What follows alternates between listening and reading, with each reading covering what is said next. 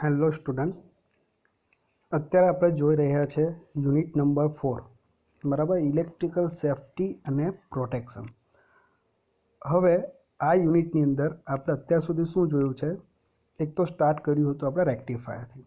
રેક્ટિફાયરનું કાર્ય શું છે એ ઇમ્પોર્ટન્ટ છે. ત્યાર પછી આપણે જોયું હતું classification of single phase rectifier, means ये आपको जो चार्ट है वो याद रखना है. रेक्टिफायरનું वर्गीकरण, बराबर. उसके बाद हमने स्टार्ट किया था, ये हमें पढ़ना है 3: half wave rectifier, full wave rectifier with 2 diode and bridge rectifier. तो उसमें से हमने प्रीवियस वीडियो में ये देखा था हाफ वेव रेक्टिफायर के बारे में, राइट. सो उसमें हमें इम्पोर्टेंट क्या है, ये हाफ वेव रेक्टिफायर का सर्किट डायग्राम और उसका ये वेव फॉर्म, ये पहले ही ड्रॉ करना है.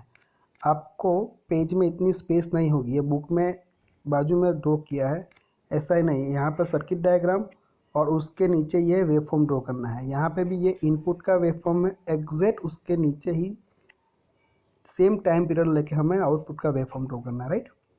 बाद में वही समझाना है आपको, उस पे से ही, फिगर पे से ही सब कुछ. सो ये हमने प्रीवियस वीडियो में हाफ वेव रेक्टिफायर के बारे में ऑलरेडी देखा था. तो अब हम देखेंगे ये next full wave rectifier with 2 diodes, right. So देखो यहाँ पे ये है full wave rectifier with 2 diode. इसको और एक नाम से बुलाया जाता है, वो है सेंटर टेप रेक्टिफायर. क्यों? क्योंकि हमें पता है इनपुट में क्या रहता है, यहाँ पे ट्रांसफॉर्मर. सो ट्रांसफॉर्मर का क्या काम है वो ऑलरेडी हमने देखा था. तो हमने वहाँ पे कैसा यूज़ किया था, ऐसा. ये आपकी प्राइमरी वाइंडिंग हो गई, बराबर, प्राथमिक. एंड यहाँ पे हमने सेकेंडरी वाइंडिंग ड्रॉ की थी, इसको बोलते हैं सेकेंडरी वाइंडिंग. बस ऐसा ट्रांसफॉर्मर लिया था. तो यहाँ पे डिफरेंस क्या है, देखो ये ट्रांसफॉर्मर की सेकेंडरी वाइंडिंग है ना, उसको बीच में से टैप किया है. यहाँ से देखो ये है ना, उसको मतलब सेकेंडरी वाइंडिंग को 2 पार्ट में डिवाइड कर दिया, ये एक पार्ट और ये नीचे वाला एक पार्ट. बस यहाँ पे यही डिफरेंस है कि सेंटर टैप ट्रांसफॉर्मर यहाँ पे यूज़ होता है. सो ट्रांसफॉर्मर का क्या काम है वो ऑलरेडी हमने पढ़ा है. जो भी हमें डीसी चाहिए, रेक्टिफायर का काम क्या है, एसी टू डीसी कन्वर्ट करना है.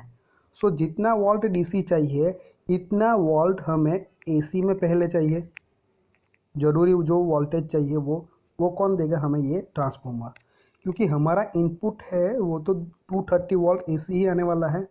अभी मान लो आपको चाहिए 10 वोल्ट डीसी चाहिए आपको. सो यहाँ पे 230 में से पहले 10 तो करना पड़ेगा एसी में, बाद में रेक्टिफायर से हम एसी को डीसी में करेंगे. तो वो कहाँ से होगा, यहाँ से. कम करना है तो स्टेप डाउन, ज़्यादा करना है तो स्टेप अप. ये ऑलरेडी हमने पढ़ा ही है, राइट. चलो, तो ये ट्रांसफॉर्मर का काम हो गया. यहाँ पे सेंटर टेप ट्रांसफॉर्मर यूज़ हुआ है, ऐसा लिखना है. अब सर्किट डायग्राम में क्या है, तो देखो यहाँ पे थोड़ा जूम करके आपको बताता हूँ. 2 डायोड यूज़ किए हैं. Okay, full wave rectifier with 2 diode का मतलब यहाँ पे 2 डायोड यूज़ हो गए. सो एक डायोड को D1 बोला है, देखो यहाँ पे उसके 2 टर्मिनल है, एनोड एंड कैथोड. डायोड एक है तो उसको D1 बोला, तो उसका एनोड को A1 बोलेंगे, कैथोड को K1 बोलेंगे, इस तरह से, राइट. सिमिलरली ये दूसरा जो डायोड है उसको हम D2 बोलेंगे. उसका एनोड होगा, उसको हम A2 नाम दे देंगे, कैथोड को A2 नाम दे देंगे. यहाँ पे जैसे दिया है वो वैसे ही. अब देखो क्या करना है कि ये वाइंडिंग जो है सेकेंडरी वाइंडिंग, उसका नाम दिया है ये ए बी, और जो सेंटर में से जो टैपिंग हुआ है उसको नाम दिया है सी.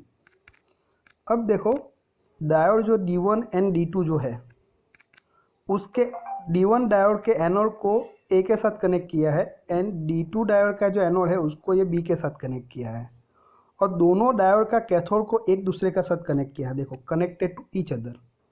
ओके, और उसमें से वायर निकाल के ये जो लोड है उसका एक्स टर्मिनल में कनेक्ट किया है, और लोड का ये जो वाई टर्मिनल है उसको किसके साथ कनेक्ट किया है, ये सी के साथ.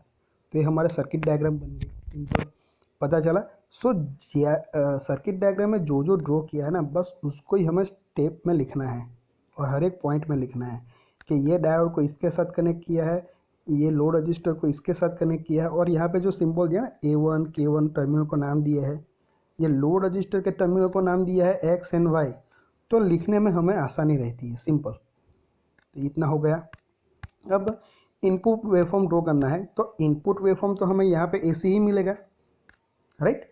सो वो तो सेम ही आएगा सभी के लिए। ई देखो हर एक में हम यही ड्रॉ करते हैं। एक्स एक्सिस क्या बताती है, ओमेगा टी। ये वाई एक्सिस क्या बताती है, ई मतलब वोल्टेज। ओके, सो यहाँ पे एक साइकिल 2 पाई ली, तो यहाँ पे पाई, 3 पाई, 4 पाई एंड 5 पाई। सो आपको क्या करना है, ये इनपुट वेवफॉर्म ड्रॉ करना है, देन एग्जैक्टली इसके बिलो ही हमें आउटपुट ड्रॉ करना है। तो यहाँ से हम लाइन एकदम लाइट या तो डॉटेड लाइन ड्रॉ करेंगे, राइट, ऐसे। सो यहाँ पे लिख दो पाई, 2 पाई, 3 पाई, 4 पाई, 5 पाई, ऐसा लिख दो। ओके, चलो बाद में हम देखते हैं किस तरह से आता है वो। अब क्या होगा वो आपको बताता हूँ, एकदम शॉर्ट फॉर्म में मैं आपको ऑपरेशन बताता हूँ कि हम पहले क्या लेते हैं, हमें ऑपरेशन जो समझाना है पूरा सर्किट डायग्राम को, कि किस तरह से ये आउटपुट वेवफॉर्म आता है। आउटपुट कहाँ से मेज़र करना है, ये जो लोड है ना वहाँ से, ये पॉजिटिव और ये नेगेटिव, ये दोनों के बीच में हमें आउटपुट मेज़र करना है, टर्मिनल के बीच में। सो ये आउटपुट वेवफॉर्म जो है वो कैसे आता है, वो कैसे पता चलेगा, हम ये इनपुट का एक साइकिल ले लेंगे। देखो ये पॉजिटिव हाफ साइकिल, ये पूरी एक साइकिल हो गई, ये सब कुछ हमने समझा है, साइकिल, ये पूरी एक साइकिल हो गई। उसका ये क्या है, पॉजिटिव हाफ साइकिल, ये अर्धी साइकिल थे ना, आखी साइकिल नहीं, એટલે આપણે શું કહે પોઝિટિવ હાફ સાયકલ, मतलब પ્લસ લખું છું, અને એની નીચેની આ શું થઈ ગયું, નેગેટિવ હાફ साइकिल, उसको बोलते हैं माइनस। ओके, तो हम क्या करेंगे, ये एक साइकिल के लिए समझेंगे कि positive half cycle and negative half cycle के लिए हमारा आउटपुट कैसा आता है, किस तरह से आता है, सर्किट डायग्राम में करंट कहाँ से फ्लो होता है, कौन सा डायोड ऑन होता है, ऑफ होता है, वो सब कुछ देखेंगे। बाद में ये सारी साइकिल के लिए तो सेम ही रहेगा, तो उसको समझाने की ज़रूरत नहीं है। सो ये फंडामेंटल जो है हमारी साइकिल मेन, उसको ही हम समझेंगे, गेटिंग। चलो, तो अभी होता क्या है, हम पहले पॉजिटिव हाफ साइकिल लेते हैं, मतलब मान लो कि ये पॉजिटिव हमारी हम, ओके, देखो ये हमारी पॉजिटिव हाफ साइकिल ली मैंने, ये अच्छी तरह से आता नहीं है। Okay, so positive half cycle में होता क्या है वो हम देखेंगे। सो पॉजिटिव साइकिल में क्या होगा कि जब पॉजिटिव हाफ साइकिल देंगे ना, तो ये जो सेकेंडरी वाइंडिंग है ट्रांसफार्मर का, ए है ना, ए क्या हो जाएगा, मैं उसके ऊपर लिखूंगा, पॉजिटिव हो जाएगा विथ रिस्पेक्ट टू ये सी। ओके, और ये बी जो है वो क्या हो जाएगा, नेगेटिव विथ रिस्पेक्ट टू सी। तो ये हो गया।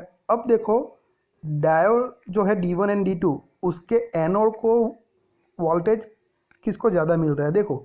सो ये D1 डायोड है, वो उसके एनोड को ये पॉजिटिव वोल्टेज मिलेगा, तो ये D1 डायोड जो है वो क्या हो जाएगा, ऑन हो जाएगा। मैं यहाँ पे सिंपल लैंग्वेज में लिखता हूँ ऑन ऑफ। आपको क्या लिखना है एग्जाम में, diode D1 is conduct. Okay, और ये एनोड जो है D2 का, उसको तो नेगेटिव वोल्टेज मिल रहा है। सो एनोड के ऊपर ज़्यादा वोल्टेज होता है, तब जाके कैथोड से एनोड के ऊपर ज़्यादा वोल्टेज होता है ना, तब डायोड ऑन होता है। तो यहाँ ये D2 क्या हो जाएगा हमारा, ऑफ हो जाएगा, गेटिंग। सो कौन सा डायोड ऑन हुआ, ये D1। सो D1 कंडक्ट होगा, D2 कंडक्ट होगा नहीं, तो ये D2 पिक्चर में से निकल ही जाएगा पूरा। तो करंट कैसे फ्लो होगा, देखो ये ए से स्टार्ट होगा, ये डायोड ऑन हो गया, मतलब उसमें से करंट पास होगा, बाद में यहाँ पे नहीं जाएगा, क्यों, क्योंकि ये तो पूरा निकल गया, ये D2 डायोड तो है ही नहीं, अभी ऑफ है। तो करंट हमारा सीधा ये एक्स में आएगा टर्मिनल में, ये लोड में से कहाँ पे जाएगा, ये सीधा C टू A आ जाएगा, राइट। सो मैं ये जो करंट का जो पाथ है ना, मैं कोई और कलर से बताता हूँ। करंट जो फ्लो होगा ना ये डायरेक्शन में, देखो ये इस तरह से आएगा और सीधा C टू A, एक क्लोज सर्किट बन गए। हमने स्टार्ट कहाँ से किया, यहाँ पे A से, A2 यहाँ पे क्या है, A1 K1, इस तरह से लिखना है, A1 K1, उसका पाथ बताना है कि કરંટ કયા રસ્તે જાય છે, બસ તે बताओ। આપણે કોઈ પણ નામ લખીએ, અહીંયા શું પૂછે એક્સ અને વાય, તો એક્સ વાય પછી ક્યાં જશે સી, અને પાછો ક્યાં જશે એ। તો જ્યારે પોઝિટિવ હાફ સાયકલ આપણે આપીએ, બરાબર, જે આ બ્લુ કલરથી બતાવી છે, ત્યારે શું થશે, डायोड D1 ऑन થશે एंड D2 ऑफ। सो जो करंट फ्लो होगा वो कौन से रास्ते से, कौन से पाथ से होगा, तो भाई ये पाथ से होगा, राइट। पता चला। तो हमें आउटपुट में मिलेगा यहाँ पे करंट कौन सी डायरेक्शन में गया, ये डायरेक्शन में। सो हमें आउटपुट में करंट क्या मिलेगा, हमें जैसे इनपुट था वैसा ही मिलेगा। देखो ये मिला, ये रेड कलर से मैंने बताया। सो यहाँ पे D1 लिखा है, उसका मतलब क्या है, क्योंकि पॉजिटिव हाफ साइकिल में जो यहाँ पे आउटपुट मिला है वहाँ पे कौन ऑन था, D1, तो वो यहाँ पे D1 लिख दिया, तो आपको पता चलेगा कि यहाँ पे कौन ऑन था। पता चला। ओके, तो एक साइकिल का तो हमने, हाफ साइकिल का तो हमने ख़त्म कर दिया, क्या ऑन है क्या ऑफ है। ओके, तो हमारा आउटपुट क्या है अभी, देखो ये मैं रेड कलर से बताता हूँ। ओके, पॉजिटिव हाफ साइकिल के लिए। चलो अब बात करते हैं हम, ये नेगेटिव हाफ साइकिल मैंने ये बताई, गेटिंग। तो इसके लिए हम बात करते हैं अभी। तो ये जब नेगेटिव हाफ साइकिल देंगे तो क्या होगा, तो देखो तब क्या होता है, ये जो ए है ना वो नेगेटिव हो जाएगा ये सी के कंपेयर में, और ये बी क्या हो जाएगा, पॉजिटिव। सो अभी D1 जो डायोड है उसका जो एनोड है उसको नेगेटिव वोल्टेज मिलेगा। ओके, सो एनोड पे वोल्टेज कम हो जाएगा तो ये डायोड D1 क्या हो जाएगा, ऑफ हो जाएगा, मतलब यहाँ से वो निकल ही जाएगा। और यहाँ पॉजिटिव वोल्टेज किसके साथ है, D2 डायोड है उसके एनोड के साथ, तो यहाँ पे वोल्टेज एनोड को ज़्यादा मिल रहा है तो D2 क्या हो जाएगा, अभी ऑन हो जाएगा। पता चला। सो करंट कहाँ से पास होगा, देखो ये स्टार्ट हुआ यहाँ से, ये डायोड ऑन है तो यहाँ से जाएगा यहाँ पे जाएगा। अब ऐसे नहीं जाएगा क्योंकि ये डायोड ऑफ है, यानी तो इसमें से लोड ये जो एक्स वाई है उसमें से पास होगा और यहाँ पे जाएगा सी, और फिर से कहाँ पे आ जाएगा, बी में। तो ये पास हो गया, कहाँ से स्टार्ट हुआ, बी से हुआ, बाद में A2 डायोड जो है उसका एनोड, उसका कैथोड, देन ये लोड रजिस्टर का एक्स वाई सी एन, फिर से बी में आ गया। तो इस तरह से करंट, देखो यहाँ पे भी करंट यही डायरेक्शन में फ्लो हो रहा है। सो हमारा जो यहाँ पे करंट मिल रहा है वो तो सेम डायरेक्शन मिलेगी हमें। देखो भले हमारा ये नेगेटिव हाफ साइकिल दी लेकिन आउटपुट करंट की डायरेक्शन सेम ही है, चेंज नहीं हुई, तो हमारा आउटपुट भी कैसा मिलेगा, ऐसा ही मिलेगा, सेम डायरेक्शन में। सो यहाँ पे कौन ऑन था, D2, तो यहाँ पे क्या लिखा है, D2। गेटिंग, पता चला। सो यहाँ पे यही समझाना है कि ये पॉजिटिव हाफ साइकिल दी तब हमने ये आउटपुट मिला, ये नेगेटिव हाफ साइकिल दी तभी सेम डायरेक्शन में ये आउटपुट मिला। अब नेक्स्ट साइकिल फिर से आएगी तब भी यही आएगा। पहले पॉजिटिव के लिए D1 ऑन होगा, सेकंड के लिए D2 ऑन होगा, बस यही समझाना है। एक साइकिल समझा दी, बस उसका ख़त्म हो गया। तो पहले उसका कंस्ट्रक्शन समझाना है कि कौन सा डायोड कहाँ पे क्या कनेक्ट हुआ है वो। दूसरे पोर्शन में हमने उसका जो वर्किंग है, ये पूरी साइकिल इनपुट देंगे तो आउटपुट ये कैसे आता है वो समझा दिया। सो सिंपल है, जब पॉजिटिव साइकिल देते हैं तो ये D1 ऑन होता है और ये ऑफ हो जाता है, राइट। और जब हम ये नेगेटिव हाफ साइकिल देते हैं तो ये ऑफ हो जाएगा, ये ऑन हो जाएगा। तो ऑन हो जाएगा मतलब आपको क्या लिखना है, कंडक्ट होगा। ऑफ हो जाएगा मतलब क्या लिखना है, डज नॉट कंडक्ट, कंडक्ट होगा नहीं, सिंपल। ओके, चलो तो ये हो गया, ये सब कुछ यहाँ पे बुक में लिखा ही है वर्किंग में, राइट, ये सब कुछ लिखा है। अब देखो यहाँ पे क्या होगा, उसका एडवांटेज है, ये सारा कुछ ये लिखा ही है, मैंने जो समझा वही है। अब तो ये जो सारी चीज़ें ना पहले समझा वही लिखी है कि करंट एक ही डायरेक्शन में मिला, मतलब आउटपुट हमारा ये मिला, नेगेटिव हाफ साइकिल में, पॉजिटिव हाफ साइकिल में भी ये मिला, ऐसे नहीं मिला, डायरेक्शन चेंज नहीं, एक ही डायरेक्शन में आया है, यानी तो यही लिखा है, फिर से लिखने की ज़रूरत नहीं है। हम डायरेक्टली देख लेते हैं अभी एडवांटेज के बारे में। एडवांटेज क्या है इसका, तो क्या है, value of the output voltage is double then the half wave rectifier. Okay, जो वैल्यू है हाफ वेव रेक्टिफायर में जो आती थी वोल्टेज, उससे यहाँ क्या आएगा ज़्यादा, क्यों, क्योंकि हाफ वेव में तो ऐसा मिलता था, पॉजिटिव हाफ साइकिल के लिए मिलता है, नेगेटिव के लिए 0, पॉजिटिव के लिए मिले, नेगेटिव के लिए 0, लेकिन यहाँ पे कैसा है, ऐसा पॉजिटिव नेगेटिव दोनों में मिला। सो यहाँ पे आउटपुट वोल्टेज डबल मिलेगा तो पावर भी हमें डबल मिलेगा, यहाँ पे लिखा है आउटपुट पावर भी क्या हो जाएगा, डबल। ओके, और यहाँ पे मेन क्या है, 2 ही डायोड यूज़ होते हैं। ओके, जो दूसरा हम फुल वेव देखेंगे ब्रिज रेक्टिफायर, उसमें कितने यूज़ होते हैं, 4 डायोड, तो यहाँ पे 2 ही यूज़ हुए तो वो भी एक एडवांटेज हो गया। सो साथ में डिसएडवांटेज भी है, वो भी हम देख लेते हैं क्या है।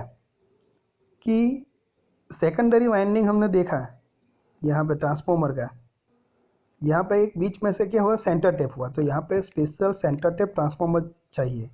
हमारा जो हमने देखा ना सिंपल ट्रांसफॉर्मर ऐसा, वो ट्रांसफॉर्मर नहीं चाहिए, सेंटर टेप ट्रांसफॉर्मर इसके लिए चाहिए। ये एक डिसएडवांटेज हो गया।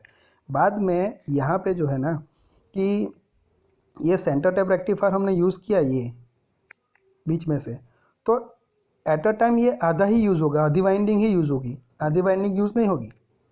ओके, सो उसका जो यूटिलाइजेशन फैक्टर जो है सेकेंडरी वाइंडिंग का, वो यहाँ पे क्या हो जाएगा, कम हो जाएगा। ट्रांसफॉर्मर का जो यूटिलाइजेशन है કે વાઇન્ડિંગ को कितना યુટિલાઇઝ किया, કેટલો એનો ઉપયોગ કર્યો, બરાબર છે ને। જેટલો વધારે આપણે ઉપયોગ કરી લે એટલું વધારે સારું, યુટિલાઇઝેશન સારું કરવું પડે, બરાબર છે। सो वो कम होगा, एक डिसएडवांटेज ये है। एक दूसरा वर्ड आता है यहाँ पे देखो, peak inverse voltage across the diode is double.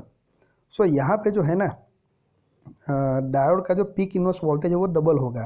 किसके कंपेयर में, ये फुल वेव ब्रिज रेक्टिफायर हम देखने वाले हैं आगे, उसके कंपेयर में, राइट। तो उसके लिए diode with higher PIV rating are required. तो डायोड जो આપણે યુઝ કરીશું તેનું પીઆઈવી जो છે એ વધારે હોય તેવા યુઝ કરવા પડશે સ્પેશિયલ। હવે પીઆઈવી શું છે, પીઆઈવી मीन्स पीक इनवर्स वोल्टेज। उसका मतलब क्या होता है कि जब डायोड जो रिवर्स बायस में कंडक्ट करता है, डायोड दो बायस में है, forward and reverse direction. So reverse direction में जब कंडक्ट करेगा तो कितने वोल्टेज तक वो कंडक्ट हो पाएगा, उससे ऊपर जाएंगे तो डायोड हमारा क्या हो जाएगा, बर्न आउट हो जाएगा। डायोड આપણો શું થશે, ઉડી જશે, કામ જ નહીં કરશે, બરાબર છે।